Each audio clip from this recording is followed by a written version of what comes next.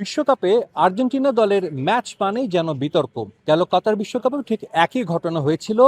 একমাত্র দল হিসেবে আর্জেন্টিনা কাতারে পেয়েছিল পাঁচটি পেনাল্টি, যার কারণে অনেকেই আর্জেন্টিনা সে বিশ্বকাপ জয় নিয়ে প্রশ্ন তুলতে এতটুকু দ্বিধা বোধ করেন না।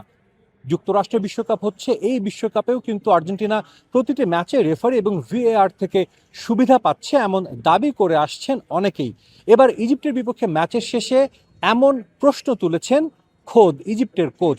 তিনি বলেছেন ফিফা চাইছে এই বিশ্বকাপে আরও দীর্ঘ সময় থাকুক আর্জেন্টিনা, যাতে করে লাভবান হবে ফিফা।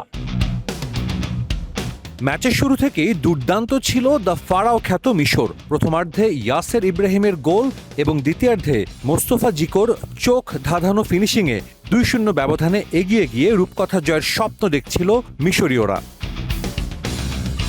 কিন্তু খাদের কিনারা থেকে ঘুরে দাঁড়ায় বিশ্ব চ্যাম্পিয়ন আর্জেন্টিনা। রোমেরো এবং লিওনেল মেসির ব্যাক টু ব্যাক গোলে সমতায় ফেরে আলবিসেলেস্তে। আর ম্যাচের একেবারে শেষ মুহূর্তে এনজো ফার্নান্দেজের হেডারে জয় নিশ্চিত করে আর্জেন্টিনা।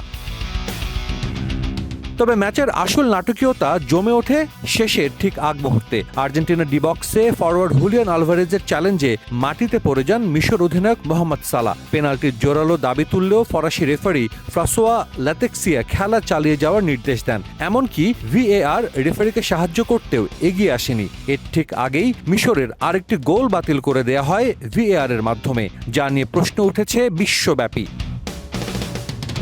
ম্যাচ শেষের বাঁশি বাজতেই ক্ষোভে ফেটে পড়ে মিশরের ডাগআউট। ম্যাচ অফিসিয়ালদের সঙ্গে বাক বিতণ্ডায় জড়িয়ে লাল কার্ড দেখেন মিশরের গোলকিপিং কোচ। আর সংবাদ সম্মেলনে ফিফা ও রেফারির আর্জেন্টিনা দলকে বাড়তি সুবিধা দেওয়ার অভিযোগ তুলে ক্ষোভ ঝাড়েন মিশরের head coach Husam Hasan.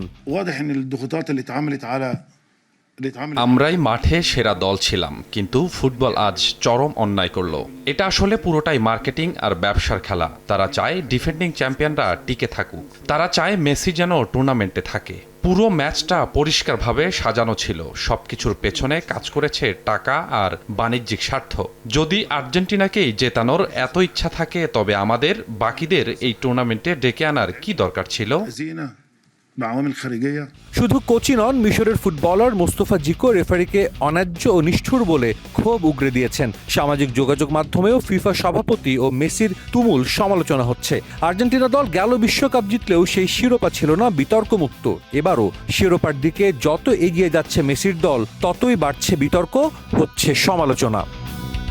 Sajid মুস্তাহিদ, সময় সংবাদ, আটলান্টা, যুক্তরাষ্ট্র।